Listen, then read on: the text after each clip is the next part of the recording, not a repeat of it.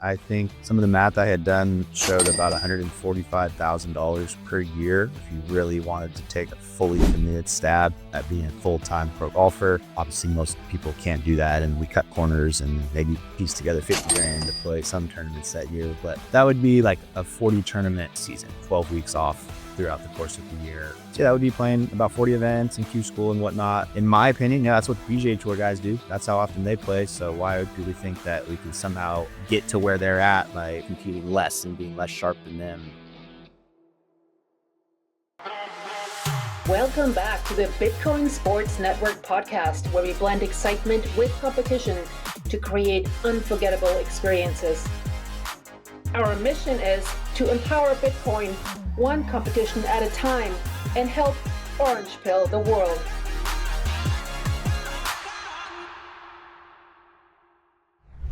Hey, everybody. Welcome back to the Bitcoin Sports Network podcast. We got an exciting guest for us this week. He's a pro mini golf tour professional. His name is Alex Romo. He's coming up through the ranks, trying his best, like so many other young golfers are, to compete on the highest stage there is in professional sports, that, of course, being the PGA Tour.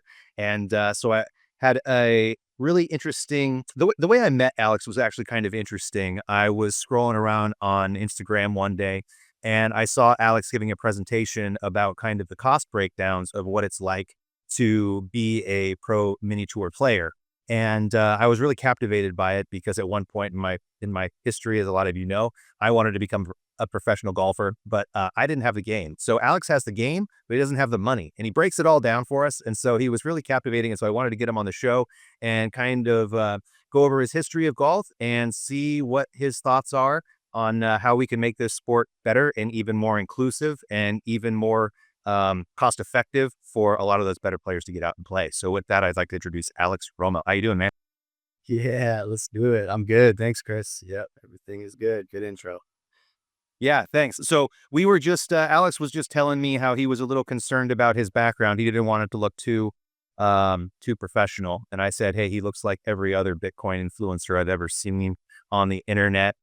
So he's going to fit right in. The only thing is we're not going to talk about macroeconomics on this show. We're going to talk about sports and what it's like to be a pro sports athlete. That's right. These are actually just for show. I've never read any of them. You and 99% of everybody else out there. It's like, I can guarantee I've read 20 or 100% of 20% of every book that I have on my shelf. They all sound like such a great idea. Someone recommends it to you, or you hear someone on a podcast. Oh, I got to get that book for sure.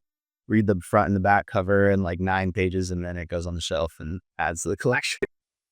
Yeah, that's kind of why I've jumped over to audiobooks. I don't read. The only books I read are to my kids at night. But for the most part, it's an audiobook. Otherwise, I get too sidetracked. I can't concentrate that long. Yeah. So Alex, why don't we jump right into it? So you're a professional golfer trying to make your way, starting from the bottom, trying to move up. Can you tell us a little bit about what that experience has been like for you? I mean, you're a young guy. You're 27 years old. I wish. 33. 33. That's right. 33. Sorry about that. I mean, you're good. The internet needs to update itself. I'll take 27. Yeah, that sounds great. Sure, take it too. But yeah, tell us a little bit about your start into golf, where your passion came from, where you went to school, and who encouraged you in your support network to try to become a professional golfer and do it full time. Mom and dad. Yep. Those were the two main support systems all along. My dad got me started when I was 5 years old. I did everything you're supposed to do as a young, promising athlete, hoping to have a career in sport. I played junior golf. I started taking lessons around age 12 or 13. Played in high school, did very well. Won the conference championships and all the things you're supposed to do to then play in college. I played for a Division I school, Cal Poly San Luis Obispo, and then had never worked on a backup plan. It was always pro golf or die, basically was the plan. And unfortunately, I had an injury stall me for 2 years after college. Once that was all healed up, I did turn pro, and that was in 2016. And I would say I dabbled probably 50-50 for the last 8 or 9 years. Half of my time invested into golf, seriously, traveling, competing, quite a lot of experience, 5 different Q schools, tried for the European tour in Italy once, tried for the Corn Ferry tour, tried twice for the Latin American Tour, once going all the way to Argentina, and then tried as well for the PGA Tour Americas, which is now the combo of the Canadian Tour and Latin American Tour. They just merged them. So a lot of experience trying to qualify for bigger tours, no success there, and spent most of my time playing on what you would call mini tours, which have no affiliation with the larger umbrella of the PGA Tour or the European circuit, which is now called the DP World Tour. These mini tours run separately, are basically just organized gambling, high stakes golf. And, even if you win tournaments, you do not advance off the tours, but the players are oftentimes PGA Tour caliber, sometimes even do move on and make it to the PGA Tour. So a great training ground for your game. And if you don't make it through qualifying school, that's where you go play if you're trying to be a pro. So I spent 4 years playing on something called the Dakotas Tour, a lot of time on the California mini tours, which would be the Bow Tour, the Asher Tour, formerly known as Golden State Tour. I'm sure most of this doesn't mean much to the average golf fan because this is kind of a fringe little niche of the game where players are very good, but not on TV like the PGA Tour. So no one's ever heard of it, but that's where I spent my time playing. And the other 50% of my time, I was working different side jobs, catering, caddying, junk hauling and moving. Social media became important to me in 2016 or 17 as a way to document my journey. And then in 2020, had a pretty explosive period of growth where I had enough of a following to start monetizing it through brand deals, paid travel. You can promote your own products and services like coaching. And I do a combination of things like that to try to keep myself going. And you're right, it is an expensive sport, and it burns most guys out by the time they get to my age. And it's too bad because there are a lot of talented guys that just never quite crack the code and could probably have a great career on the PGA Tour or other smaller tours if they had the money to get there. Not everyone, but a lot of them. And that's kind of what my focus is on now, is trying to create solutions to that problem of that gap in the market. There's only a couple hundred guys that really earn a living at the sport off of their skill alone. Other people can obviously have careers like myself if they really do a good job of marketing themselves and get into either coaching or developing a product or some service related to golf. But the majority of the guys that are really talented sticks just kind of lack the funding to be able to do it long enough to figure out how to crack the code and get through a Q school or make it through a Monday qualifier or really get that break where they actually play for a purse large enough to change their life rather than the mini tour purses, which are, you're lucky if you're playing for more than 10 grand first place. And usually that costs over $1,000 to get in the field to compete for that. You still have to shoot pretty much the same score you'd have to shoot to win on the PGA Tour that week.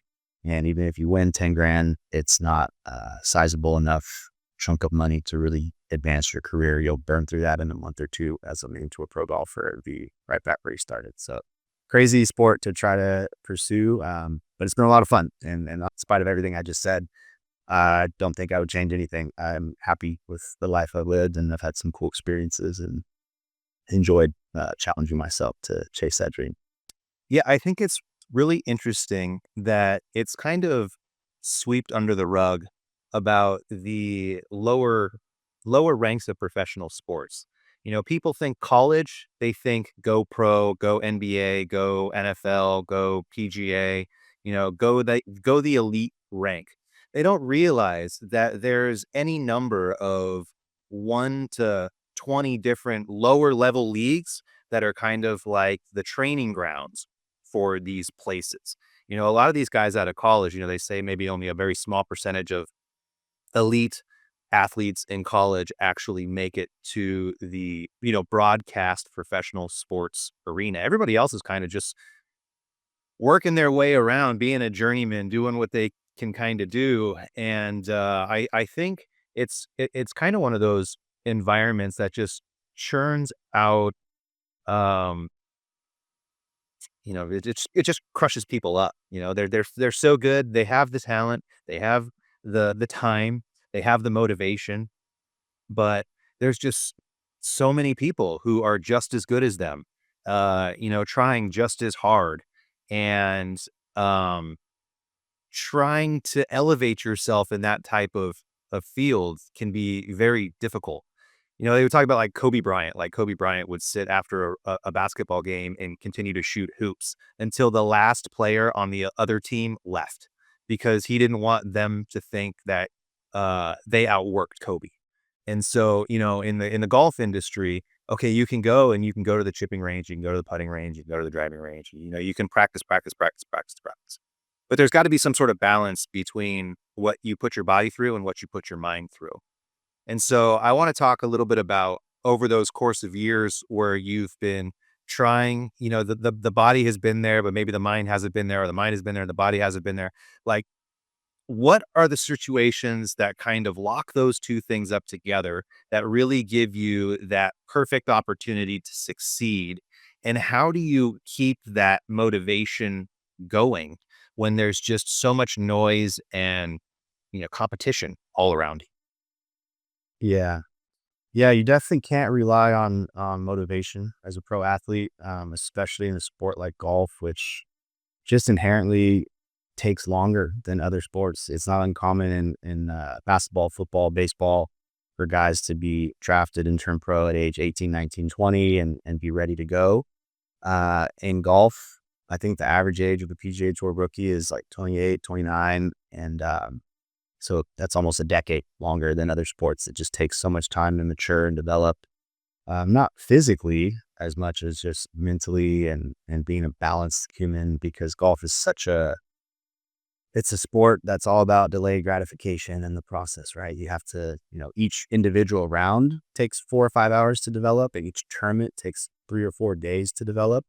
And then also on a macro scale, trying to piece together a career and you progress through many tours and keep scores and you get to the PGA Tour. It's such a long process. You have to be someone that is just okay with working, working, working for years and not seeing the signs or ROI come back, which is difficult. Not very many people have what it takes to strap up for that long of a fight when there's seemingly so many other things in life that happen quickly.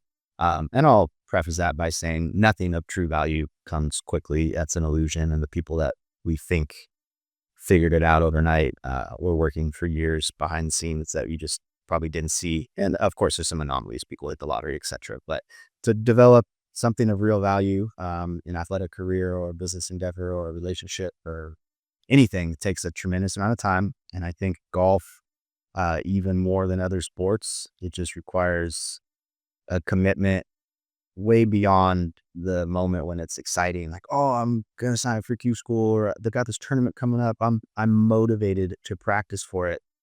That disappears at some point for everyone, and it just becomes a freaking grind. Or you're missing cuts, or you're in a slump, or got the putting yips, the chipping yips. Something's wrong with your clubs. You got an injury. It's a long, long, long haul, even for the best in the world. And motivation maybe gets you started, but you have to really love it, and you have to really be kind of an obsessive person when it comes to pushing yourself and getting the most out of yourself. You have to really find joy, not in the instant feedback of like, oh, I worked hard and then I went out and won a tournament or shot 64. That rarely happens. You can have a very successful career winning once every 5 years if you are playing at the PGA Tour level. It's not a sport that you win very often and get that gratification of like, yeah, the hard work's paying off. You just get little breadcrumbs here and there. Maybe it's a couple good shots in a round, or maybe it's one good round in a tournament or one good tournament in a season. You get these very fleeting moments where it's actually gratifying. The majority of the time, it's just very frustrating. I think even the best players in the world in their own, they have different struggles than the average player, but most players I think are frustrated most of the time with the game and what they're getting out of it. And it's kind of just a battle of how much can you ignore those feelings and just trust that if I do the right things for my mental health, for my physical health, my golf game, if I consistently show up every day and take the right actions in the long run, I'm talking decade plus run of competing at this sport, it will average out and I will get what I deserve in correlation to how hard I have worked. And I won't be able to see that on a day-to-day basis, a week-to-week basis, but in the long run, I can have a successful career at this sport if I just ignore, get the blinders on and ignore all the people around you and who won this week and who's hot right now and what's Scotty Scheffler doing and just stick to your stuff. That's the only way to do it. Yeah, I wish I could just like take everything that you just said and take out the word golf and put Bitcoin in there because it's exactly the same thing. It's the delayed gratification. It's the amount of time you've spent quietly staying humble and stacking your Bitcoin will be directly proportional to the amount of wealth you'll be able to generate for your family for generations to come. Is kind of the philosophy or the mantra that we in the Bitcoin community use, which is why I love golf so much and why it's such a really good uh, complement to each other in that. Kind of on this realm. So I've talked to a lot of professional golfers or people who are trying to be a professional golfer. And, me, myself, my quick story is I love golf. When I was 30, I fell in love with it all over again. I grew up playing it since I was 7 years old. And I play a lot of basketball too. And I kept getting myself hurt because I'm 6'3". So I always got to play down low against the 18-year-olds. And my back and hips aren't the same as theirs anymore. So I was like, I'm gonna get back into golf. And so I played it for a couple years and I was like, no, I'm really gonna get back into golf. And I took a year off of work and just played golf. I was like, okay, I'm gonna see how good I can get. And then at some point I had to realize like I wasn't gonna make it. And then the long drive competition was starting to come up a lot. And so I was like, okay, well, let me start. I like to go to the gym and work out. Let me see how strong I can get, see how far I can hit. And then at some point I had to figure out I'm probably not going to be a long drive professional and had to figure out, okay, I just got to take it slow and just love the game and just be involved with it in any way I can and move forward. The question I want to ask you on that line is we've had some other questions outside of this or conversations outside of this podcast, and you've kind of talked to me a little bit about some of your longer term goals and where you see some gaps and challenges in the golf industry and some ideas on how you want to try to fix those or change those or help those things get better.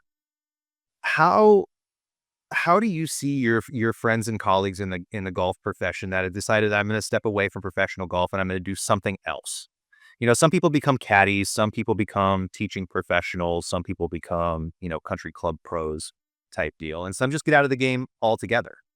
You took the route of you want to start your own tour and build it back from the bottom up in the way where you see will be more beneficial to more players. Talk to us a little bit about how you came to that understanding or that idea, and what are some of the challenges that you see that you feel like needs to be fixed for the game of golf? Sure. Yeah. It was my own experience feeling like, boy, I know I'm not the best golfer, but even if I was, I don't know if I could have made it through that hierarchy of mini tours and Q schools to actually get where I was trying to go. The gold standard everybody dreams about as a kid is PGA Tour or the European Tour. And I'm like, man, I'm watching so many of my friends that are just unbelievable golfers, incredible golfers, turn 59s, just the most insane stuff ever, not make it, have a very similar fate to me, getting into their early to mid 30s with no tangible success in the game, putting money in their pockets and making them feel justified in the sacrifices they made to be pursuing it this long. I watched that happen dozens and dozens of times for so many of my best friends, and started making videos about it. This year specifically, kind of diving into the weeds of the cost and just really clarifying even to myself how nearly impossible the task is of trying to advance through mini tours and sit, keep making enough money to keep going, barring some trust fund that you maybe were born into or whatever. Anything other than that, it's almost an impossible ask. And then I started breaking down, what scores are we actually shooting on the tours to win? And how does that compare to the Corn Ferry Tour and the PGA Tour? And it's like the same.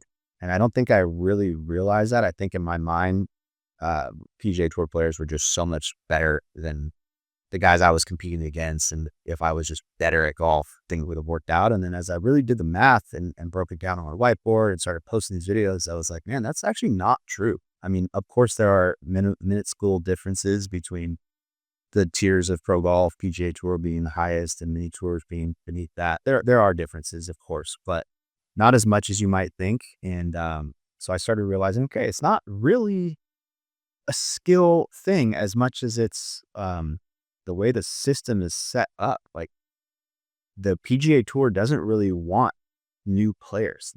It's in their best interest to pedestalize about 100 guys that are already household names that have a fan base and marketing power and the ability to hold people's attention from the viewers. Are you saying it's more of a who you know, not how good you play type of situation?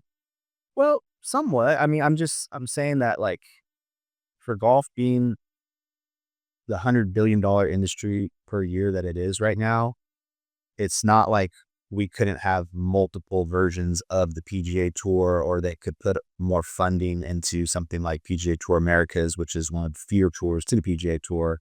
But we're seeing year after year after year, they actually make moves reducing the path to get to the PGA Tour. They're taking away Monday qualifiers, which is one of the only ways a non-PGA Tour player could get into a PGA Tour event. And they'll do some optics like create PGA Tour U, which is a system where the number one ranked collegiate player gets straight on the PGA Tour without Q school.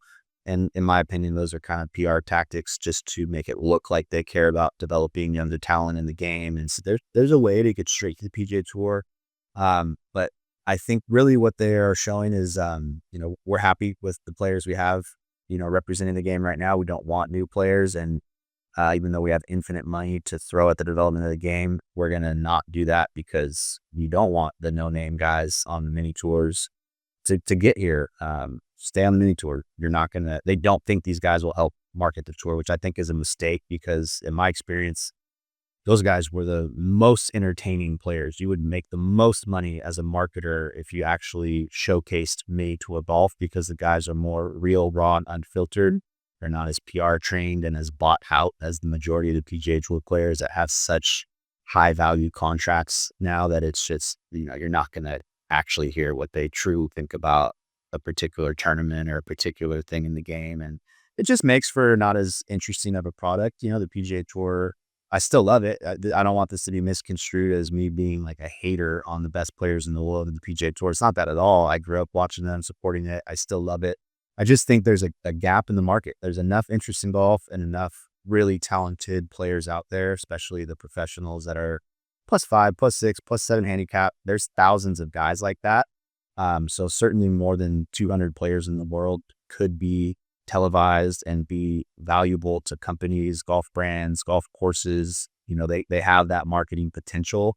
They just need to be platformed. And it takes someone like myself to come in and really expose that, which I've been doing through videos that have been really getting a ton of traction and being blasted in different news outlets and Golf Digest. There's been so much buzz around some of the videos I made this year. And there've been spinoffs and other people creating their, opinions and breaking down their, cost of being a pro golfer and stuff, which is great. I'm all for more and more attention. That's how problems get solved. In the beginning, someone has to kind of open the door and start looking somewhere where no one's looking, and then offer a solution, which is what I'm trying to work on. It's a big term, big picture project and vision that I can't do by myself. But a tour that would showcase the mini tour players in a compelling way, more of a storytelling component to it, not just strictly showing the tournament and golf shots that are hit, because then we just have a competitor for the PGA Tour. And of course, if you have two things on TV and one of them's with faces and names you recognize and one of them's with guys you've never heard of, you're going to watch the ones you've heard of all day, every day. So I'm not suggesting a direct comp to the PGA Tour. I'm suggesting something that has a storytelling first component to it. So Mike, break this down. So let's break this down a little bit here. Let me pause it here because I keep thinking about the PGA Tour and the fracturing of the PGA Tour and the Live Tour and how that really created a divergence in viewership and kind of almost destroyed the PGA Tour in a sense as far as viewership and storyline. You're talking a lot about marketability of these players, and basically what Live did is they just took the most best marketable players from the PGA Tour and they offered him a god awful amount of money to go play on their tour so that they could build those narratives. So how do you let's play a little devil's advocate. And you played the Live Tour against the PGA Tour, and we're talking about the PGA Tour is supposed to be the playground for the best golfers in the entire world. When in actuality, we know that that's not happening right now because a lot of those best players are playing on the Live Tour and they don't get the same sort of world global points for rank and all that other kind of thing. So where do you think those two tours went wrong, and where do you think the opportunity to really stand out in professional golf is now that that opening has arisen? Yeah, I think they went wrong. Like they tried to do something different on the Live Tour, create a different format, make it a team thing, but it was funded in such a controversial way that out of the gate, 50% of people just didn't want to support it because they believed it was an immoral source of funding. And that caused them to struggle with getting a TV contract. I think this is the first year you've actually been able to just like watch it on TV. You used to have to stream it, and no one's going to put in the effort to figure out how to download whatever you needed to do to watch it. Um, and I think that the team format was a mistake. I don't think and most people really understand like what the for someone to care as a fan in watching something, they have to believe that it means something to the players. Like March Madness, great storylines. That this is life changing, legacy building stuff for the players. NBA Finals, NHL Final. These are things where it's very obvious that this is where the legacy of a player's career is built, and they truly care about it. And on the PGA Tour, the major championships obviously provide that, and that's why people tune in to watch the Masters more than any other golf tournament. It's obvious how much it mattered to Rory, to Bryson, to Justin Rose, to all the players chasing it on Sunday. Now, Live Tour provides none of that because straight out of the gate, everyone's making an absurd amount of money. So we now know that money means nothing to them. So even if the prize fund is $3 million for the Torque team winning, it's like, what does that mean? They already are being paid just simply to show up. It's a miracle that they're playing good golf at all, because I would sure think they'd be de-incentivized to really practice and grind because they're not involved in the world ranking point system. They're not going to be allowed to play in PGA Tour events anymore. They're playing these weird team formats, and they're just throwing out money like fun coupons. So I think it's very obvious as a fan, like, okay, it doesn't mean that much to them. Of course, they're trying their hardest and they're competitors and they're doing their best to make the most of it. But I think it just, from a fan standpoint, missed the mark on being a very compelling thing to watch and follow. And then, of course, you combine that with the fact that it is kind of a random group of players. They have some of the best in the world, and then the bottom half is filled out by a lot of players that most of us had never heard of prior to the Live Tour. And a lot of our favorite players are still on the PGA Tour, so you don't get to watch them go head to head anymore, which is disappointing as a fan. And so your second question, where do I see a gap in the market, or what could emerge that would maybe solve that? I'm not really proposing doing anything with those top 200 players in the world. Even if I was, I don't think I have deep enough pockets to really figure out how to get them involved in some new tour. It's really for the guys at my level and those that spend their lives playing many tours, that really, even if you wanted to be a fan of someone like me or my peers that are devoting their lives to chasing this mini tour golf, you couldn't. I'm one of the only people that's spent years and years posting 20,000 videos to where I have somewhat visibility and put somewhat of a light and exposure on things like the Dakotas tour and other mini tours. And that's just been an insane amount of work on my part to try to do. And obviously most pro athletes have no interest in trying to also spend every day editing videos and filming themselves out there on the course. It's just not something most people will do. So there has to be outside production, outside distribution, and another platform built to showcase these players and allowing the players to still just kind of do what they do, which is train for their sport and compete. Somebody else has to come in with the camera crew and a documentary style storyboard to try to showcase who these people are, and almost more importantly than the golf, what is their life? What is their story? Most of the guys playing mini tour golf have made some incredible sacrifices. There's a lot of guys that are married or have serious girlfriend that they bring with them on the road, and the amount of ways that guys are trying to cut corners to save costs, whether it's renting an RV to go on road trips and play, or sharing rooms with multiple guys. It's just um, people have to get creative and innovative to keep this career going, and it's good stuff. It's I think as it reminds me, what I'm trying to go for here, I guess, would be sort of like Full Swing, but again, the guys that they're featuring in Full Swing for the most part are already made men with careers that are pretty. You mean you don't get tired of watching people out on their back porch, with the ocean view in the background and their giant mansions and their dogs running around and their, you know, all that lavish lifestyle type of entertainment? Exactly.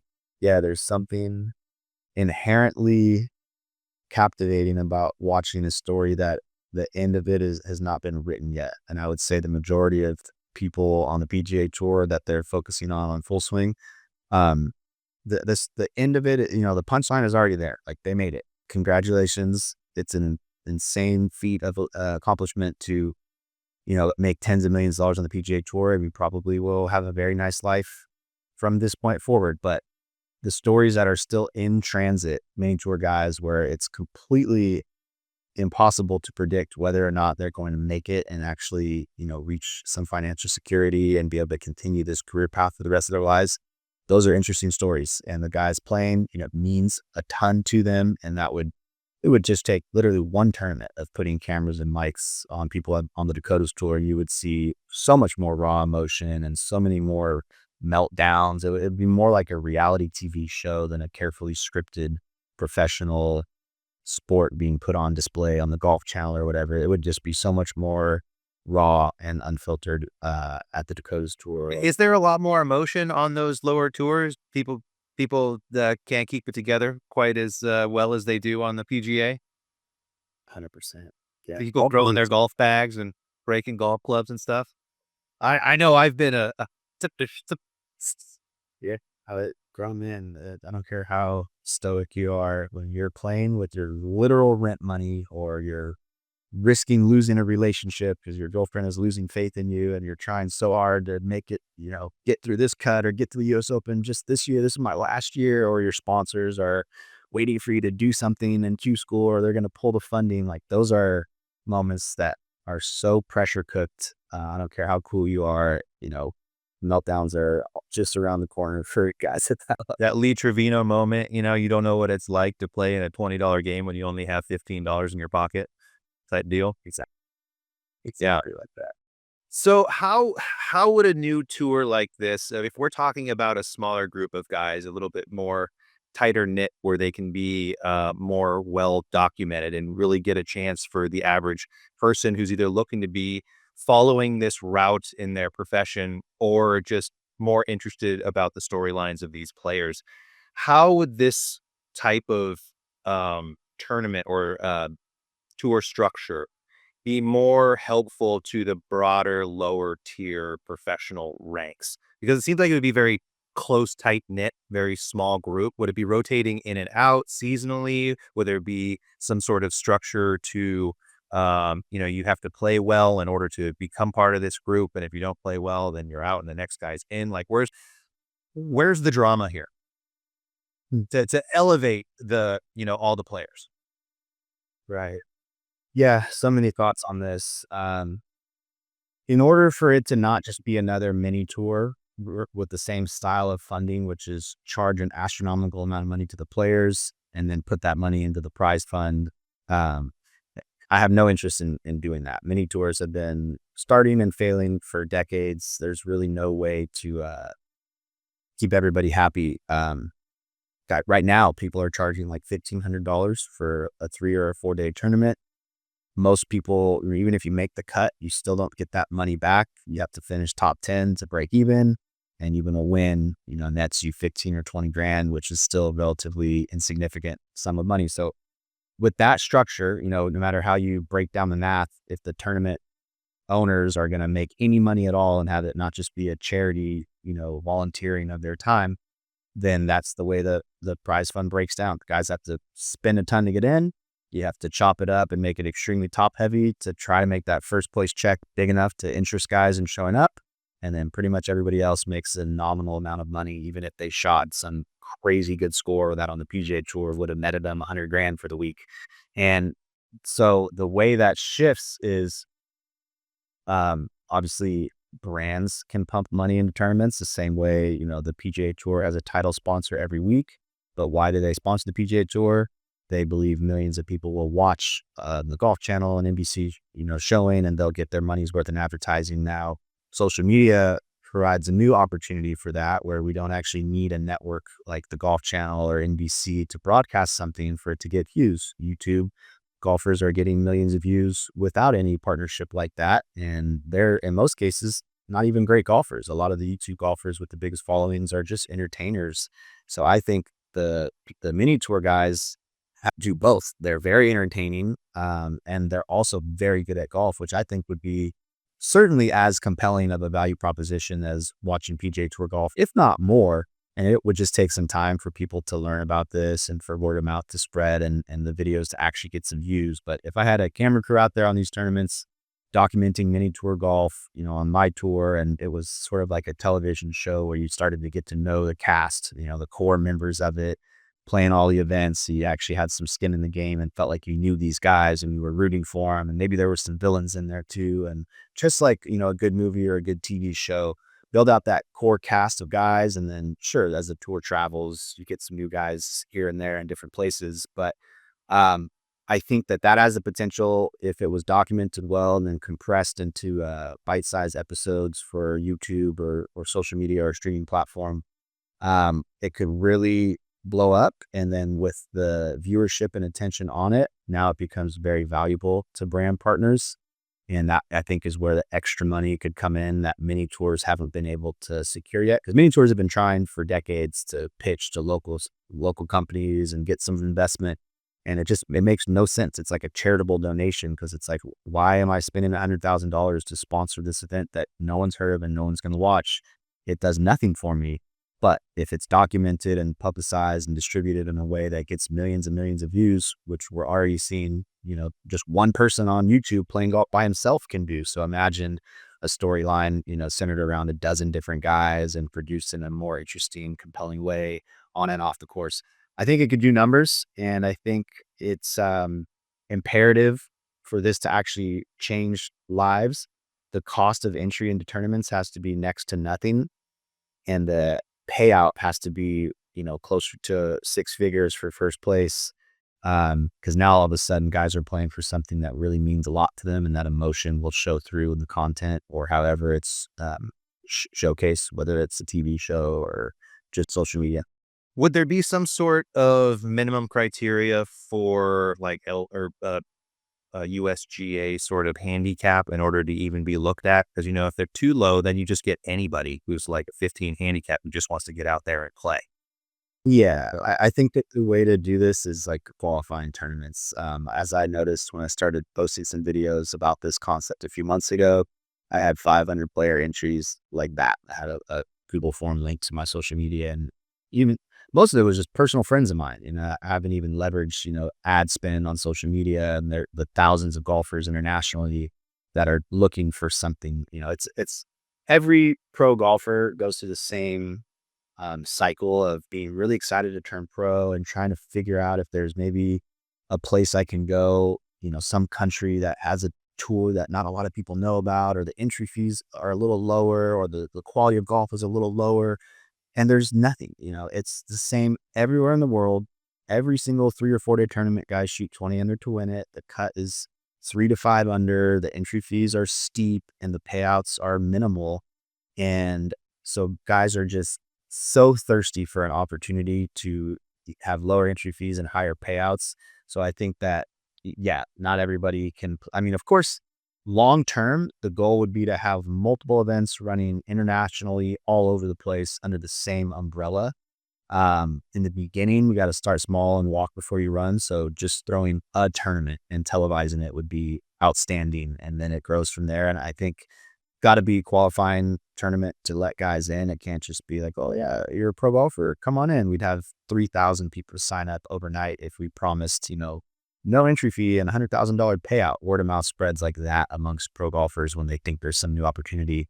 I know because I lived it and I was looking for new opportunities my whole career. That's why I traveled to such, places like Argentina and Italy. And I basically kept trying to go as far away from California as I could, sort of believing that maybe competition would be slightly different in other pockets. California, you could play golf 12 months a year.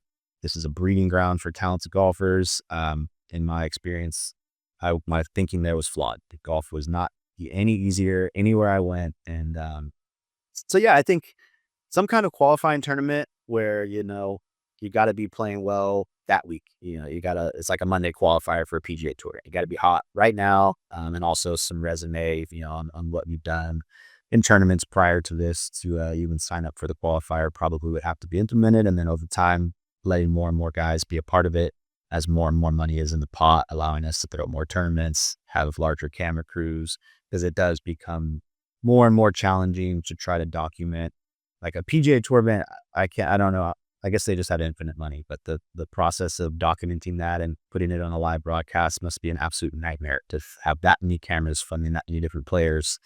So in the beginning, running a tournament with like 20 guys would probably be very challenging to try to document everything, and make sure that we didn't miss any of the most important shots from whoever's storyline was really important that week. So, yeah, it's something that we'll have to grow over time.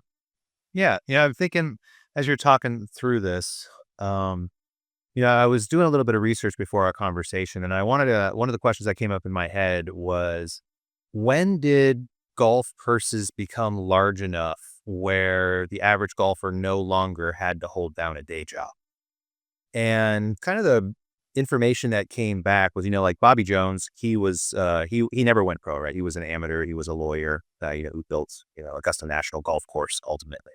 But that was with the funds that he earned from the law firm, not from any any amateur golf professional tournament championship that he won. And I guess what I'm saying is in the 50s or 60s, when TV broadcasting kind of came out, is when the first opportunities for golfers to where the purses went from, say, $700,000 in the 50s and 60s, and that's for the whole PGA Tour, up to, hundreds of millions of dollars, like where it is today. And it was really the national broadcasting that brought golfers into the living rooms in the average family's homes, and how Arnold Palmer and, Jack Nicklaus and all those guys, and became really well known and famous. And then, of course, because they were, then all of a sudden car dealerships wanted to give them sponsorship money, and soda manufacturers and soap and, this, that, and the other to get them to promote their products out there. And they started to make some extra income, and then they no longer had to work anymore. But for the most part, people did. Or at least you could say through the history of golf, one of the ethoses of golf is it's always something that you do on the weekends, or it's your passion, but you have a day job during the week to pay your bills. Where do you think the mentality changed in your generation and the previous ones, up basically since the 80s, that thought to themselves, you know what, I don't have to I need to play in more tournaments. I need to work more, save up, play in a less, and try to be more efficient in those tournaments that I'm in. I just need more opportunities. Where do you think that flipped happened? And how do you think that kind of relates to what you're talking about and what you see from your peers out on tour? How much of them are working full time? How much of them aren't working? How much of them are just trying to, go into debt and just play as many tournaments as they can in order to, and hopefully hit it big? Yeah. Boy, it's a small percentage of guys that are fully sponsored and funded. I think less than 10% of mini tour pro golfers have a scenario where somebody is just putting infinite money in the bank for them. So most have side jobs caddying. A lot of guys spend the winters caddying and then the summers competing. Nice. Yeah. And it makes it, I think, nearly impossible to really get good enough to progress, because you kind of go through the same cycle every year of the clubs get rusty and you kind of get out of that rhythm of playing because you go back to your job, either bartending or caddying. Or I knew some guys that were school teachers that would only take the summers off as their school was done, go compete. And so you get rusty, and then you kind of start practicing again in the spring, and you're somewhat competition ready by the summer. Maybe you have some good showings, and then you play Q school in the fall. And if you don't ultimately make it all the way through and get status for the following season on the Corn Ferry Tour, you're done. And it's like, well, that was kind of all for nothing. I just worked 6 months to save enough to go play 6 months to get myself through some tournaments in Q school. And I did well, but I didn't make it. Almost no one makes it. There's 20 guys that get through Q school at the end of the year from the entire world. So your chances are not great that you're going to make it, which means you go back to your job, and that repeats for 5 to 10 years until guys are just sick of banging their head against the wall, or their wife or their family or someone forces their hand, and then they do what you said in the beginning of the podcast: coaching, country club, be a head pro somewhere. Maybe they get into sales and marketing for a golf company, or maybe they get so frustrated. And I felt this way before too, like I hate golf. Like I want nothing to do with it. If I can't play it at the highest level, I don't want to be a recreational golfer just for fun and, shoot scores that are frustrating to me because it's not as good as when I was competing. Like I've had that as well. And it sucks because it's such a fun game, and you'd love to see guys that have devoted their whole life to it be able to, play it for the rest of their lives. But it's so expensive, and unless you're earning money from it at a certain age, it just becomes impossible to continue.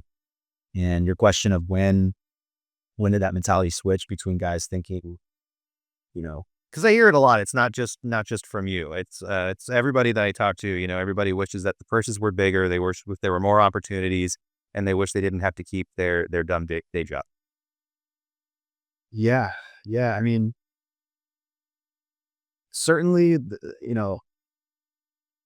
a lot of guys playing mini tour golf, and myself included, are not that close yet. Doesn't mean you can't get there, but shooting 2-3 under at your home course in perfect conditions when you're totally comfortable and playing by yourself does not compute to being able to shoot 65 in a mini tour event when it really matters and there's pressure and you've traveled halfway across the country and invested thousands of dollars to be there. Different type of pressure. Most guys get exposed pretty quickly and realize, wow, I'm actually getting cooked out here by people that are much better and much more seasoned and experienced. And so not everyone can earn a sustainable living off of their golf skill alone. I'm not like everyone should get a participation trophy, and it's so unfair that guys shooting even par aren't making millions of dollars. Like, I'm not saying that at all. It's totally a sport where the cream rises to the top, and if you really are that good, you have a chance. But I just think there is enough money in the sport of golf because so much attention is on it right now. It's, never been more popular than it is. There's never been more sports and more athletes from other sports crossing over: basketball, football, baseball, hockey. Every other pro athlete thinks golf is the sickest game ever and is into it right now. Every musician, every actor, every talk show host, everyone is playing golf, which is great. It's $100 billion plus per year industry. And the math just makes no sense to me. How all of a sudden, like, how are, the good mini tour players not actually able to play for purses that would mean anything to them? And it's exactly what I've been kind of belaboring in this entire conversation, which is that we should televise and market and promote other tours besides just the PGA and the LIV and whatever new thing they create, like the TGL. That's not solving the problem I'm talking about at all. That's just creating more skewed wealth, where the top guys are just even more marketable and front and center on our TVs, and everybody else at the mini tour levels is unheard of. Someone has to create something kind of like the Grass League, which I know you and I had talked about, which is an alternate option for golf fans to watch non-PGA Tour household names still compete, and they're trying their best to market it, which brings in sponsors, which elevates the purses, which makes it more life-changing potentially for the guys involved. And I think just as we see with Grass League, everybody wants to be involved in that. So they have qualifiers. What I love about Jake and what he's doing over there at Grass League, and I hope to get him on the podcast here soon. He's actually going to be playing in the second annual Bitcoin Golf Championship that we've talked about. That hopefully you can show up for next week.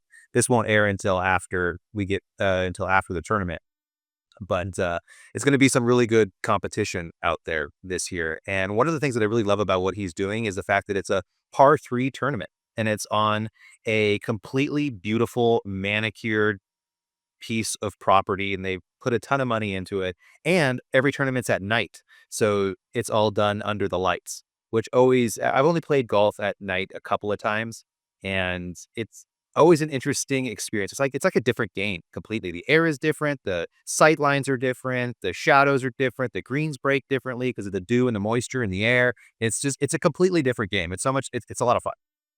Yeah. Yeah. I don't think I've ever played in that golf. Well, maybe once.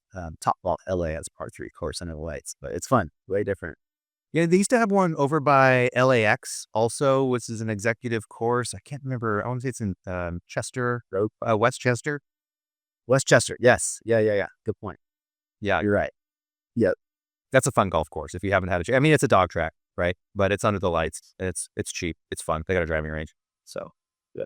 but hey, we've almost been talking here for an hour. I've really enjoyed the conversation and kind of learning more about the ins and outs of the different types of tours and some of the challenges that a lot of the younger players are coming up against, basically, as they figure out if they're going to be able to make it in professional sports the rest of their life, and if not, what they're going to do on the other side of that. I agree with you, with what you're talking about and what we're seeing as far as the golf influencers on the internet starting to pop up everywhere, and the different groups of guys and the different types of almost reality TV shows that they're starting to create around those things, and really kind of make golf less of an elite sport and more of an inclusionary sport, and helping people realize, like, yes, if you play country club golf, golf can be very expensive. If you're trying to play in tournaments, entry fees can eat you alive if you're not winning any in return. And, one of those things that we didn't really talk about, but is true on those tours, is you pay $1,500 to get into an event. And let's say you place in the money, but the money may only be, $1,000. So you won, but you still lost. Like, was that really a good investment? Maybe to finish this, one last topic I want to talk to you about is a little bit about the finances, because on your own channel, you talk a lot about the breakdown of costs of hotels and flights and gas and tournament fees and golf club repairs and all that other kind of stuff. And you really begin to see how the money dwindles very quickly, or how expensive it can become if you're trying to maintain this top tier performance week in and week out, or even month in or month out, even if you're only playing it once a month. How much of a focus do you think a young golfer on these mini tours should be spending on understanding their finances and understanding kind of the risk reward and picking the right opportunities based on the cost? Yeah. Yeah. That's a great question. I think some of the math I had done showed about $145,000 per year if you really wanted to take a fully committed stab at being a full-time pro golfer. Obviously, most people can't do that, and we cut corners and maybe piece together 50 grand to play some tournaments that year. But it's just something. How serious would that be? That would be like a 40 tournament season. Oh, so that is a full-time. 12 weeks off throughout the course of the year.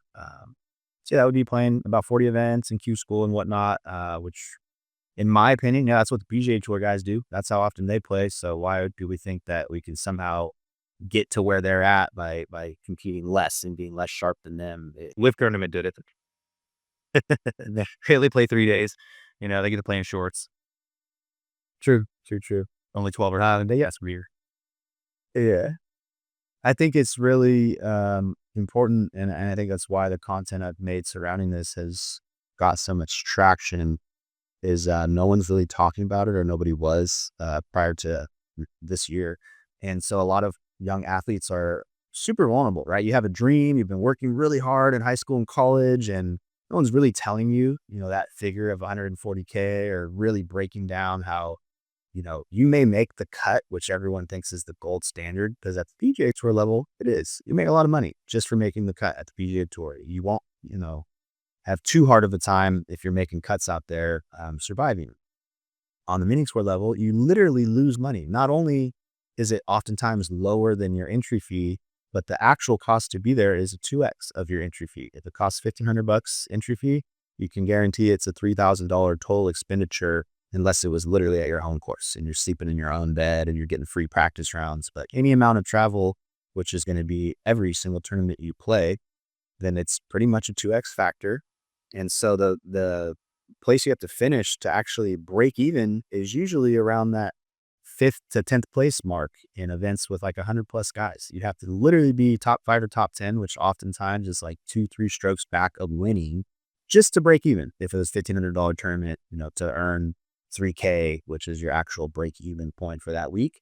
And no one knows that. And no one's really breaking down exactly all the costs associated with coaching equipment, golf balls, golf clubs, practice rounds, flights, rental cars, hotels, entry fees, in a very matter of fact, black and white way, not trying to sugarcoat it. And that's what I've been doing this year. And I think it's not to discourage. It's not to poo-poo on anyone's dreams. I'm the biggest dreamer of all. And I literally still want to chase it. As much as I know about how almost impossible the task is and how far away I truly am from playing at the skill level required week in and week out to succeed at the sport, the delusional part of my brain and the dreamer still wants to chase it. But I feel like it's my duty at this point, having gone so deep into the weeds myself, to do everything I can to just put the information out there for the next generation to digest and do with what they will. But I think many, many players would probably take a second thought about devoting their life to it if they really saw how expensive it was and how near impossible your chances of advancing are. Because a lot of guys, for example, will have a job and think like, I'm just going to do Q school every year. And I don't know if anyone's ever made it with that attitude ever. You got to be tournament tested and sharp and competing all year to really have a chance in a pressure environment like Q school.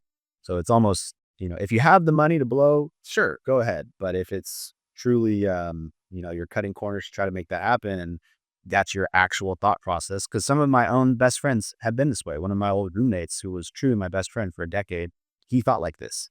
He literally had a regular job and was like, I'm just going to do Q school. And I obviously never had the heart to be like, dude, it's just, you're donating your money. You literally have no chance. I don't even know if Scotty Scheffler, or one of the best in the world, could do that, not really play tournaments all year and just practice and hit balls after work and then pull up in Q school, invest 10 grand and think you're going to somehow get through the 4 stages of it. It's just impossible. And so I think the goal for me, is to just kind of start trying to be that helpful older brother that I didn't have 10 years ago, that would have certainly changed my life, and really helped me see clearly the road that I was embarking upon and how steep the mountain was. And just, maybe that allows you to, because a lot of guys pitch sponsors and they don't even, they're pitching low. They're seeking like $40,000 investment for the year or something. And then they get that and think, because this was me one time too. And my funding came through social media brand deals, not just like charitable donations from someone who wanted to watch me play. It was me working for the money through creating social media content with brand partners like an apparel company and a supplement company, etc., co-sponsoring the content that I created, which was creating, a lot of attention and therefore was valuable to the brands. That's how I funded myself after years of building my personal brand large enough to actually make that make sense. But I was seeking way too little. There was a time where I secured 40 grand funding and I was like, okay, great, let's go play. Only mapping out what it was going to cost to play the events, but not mapping out cost of life. And then, I'm actually going to need to hire a filmer and an editor if I don't want to be like selfie blogging in the middle of the tournament and staying up till 5 editing. And just, we're so dreamer oriented and we want to, whatever little scraps of money we can pull in to go play a tournament, we want to play, because there's always that 1% chance that we can skip the whole process I'm talking about. And just, you get into one event or you play Q school one time or one Monday qualifier, and you get into the PGA Tour and then you make the cut and then you finish in the top 10. And then next week you get an invite back and then you can just skip everything and you're on tour. It's like possible though. It's possible, but the odds are It is like people trying to win the lotto. That's about what the chances are, but there's still a chance. yeah, it's like going into Sunday with a 5-stroke lead, just assuming you're gonna win. Like the odds of that guy winning is 50-50. Even with that high of an advantage going into the final round. So that $145,000, is that pre-tax, post-tax? That's a great point. Yeah, I mean, you would be most of the math that I do on this stuff, I don't even calculate the fact that then if you win money at all in golf, it's taxed. It's hard to do that math because it would vary by what state was the tournament in, what state Varies by state. yeah, so I just leave that out. But yeah, taxes make it even more brutal to try to earn a living at this sport. Yeah. Yeah, the only benefit I think that we have in the United States here is at least all the states use the same currency. I talked to a lot of guys who are playing in Central America tours, South American tours, and those countries, they use different currencies. So when you get paid, it's paid in that currency, and then you have to do the exchange rate into US dollars, but you have to pay your caddy and your support staff in that country, in the currency that it was awarded. It's all these really weird rules. Like you almost have to hire, I think maybe if your numbers don't include it, you need to include an accountant and you need to include a money manager in there in some sort of fee structure. Because at the end of the day, I mean, if you're supposed to be focused on golf, with the way the payouts are and how it's taxed and how you have to file and for different things in different states, like you almost have to be an accountant as well as a golfer, as well as a travel agent, as well as a person, your own personal psychiatrist or psychologist. I always get those two mixed up. Yeah. And how, if you have all that going on, how can you focus all of your time on golf? That's very frustrating. If you were going to do it all over again, if you were talking to a 12-year-old version of you, would you say, keep going, man, stay strong. There's going to be a lot of challenges, but the rewards on the other end are going to be, a lot better for you. You're going to have a clearer mind, a clearer understanding. Or you'd be like, listen up, son, find something else to do, do, do something else in golf. Well, how do you think about that when you're like, if I could do it all over again, what would I do? That's such a great question. And I think about it a lot because I will one day, hopefully, have a family of my own and kids with their own dreams, whether in golf or anything else. I'll have to cross that bridge.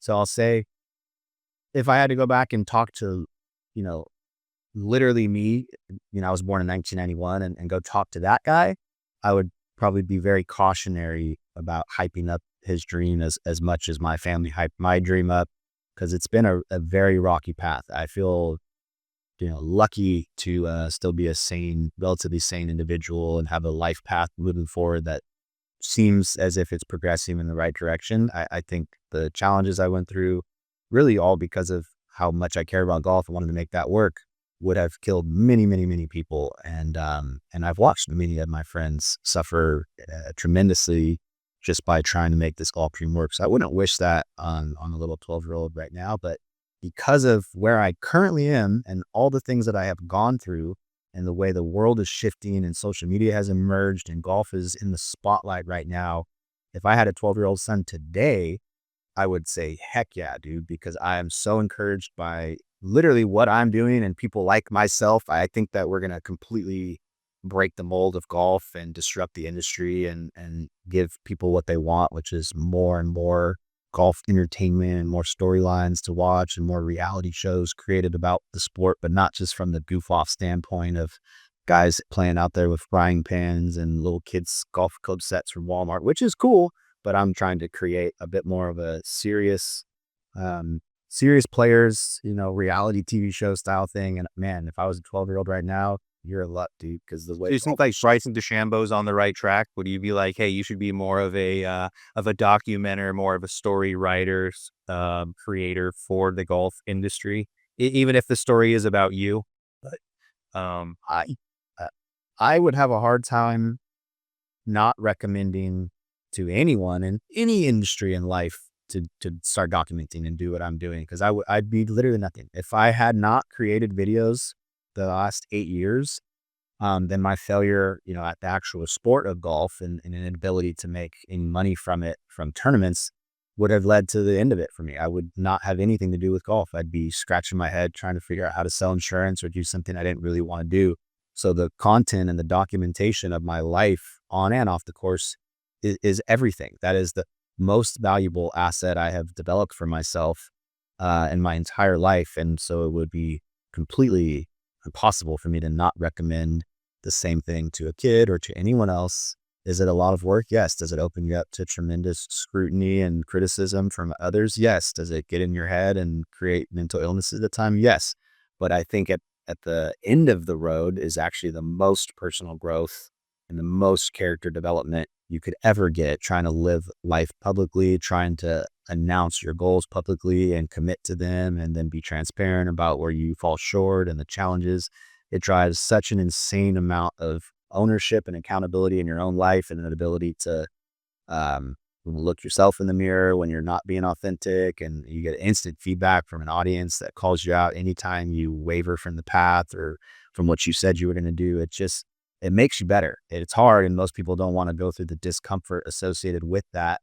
And a comfortable life leads to very average results. And I think most people have a yearning for something beyond average. And this is one of the ways to get there, in my opinion. And so also from the golf perspective, it allows, because most players straight up are just not, they're just not going to make it. And that sucks. And I seem, at this point in my life, I seem to have been one of them. So I mean, no shade when saying that. But that doesn't mean you can't earn a lot of money and have a lot of impact and a very fulfilling, exciting life in the game of golf. But that's not just going to be handed to you. Just simply being a great player and the best at your local club isn't going to lead to some of the opportunities that are in my life right now, or the other people leaning hard into golf content and social media.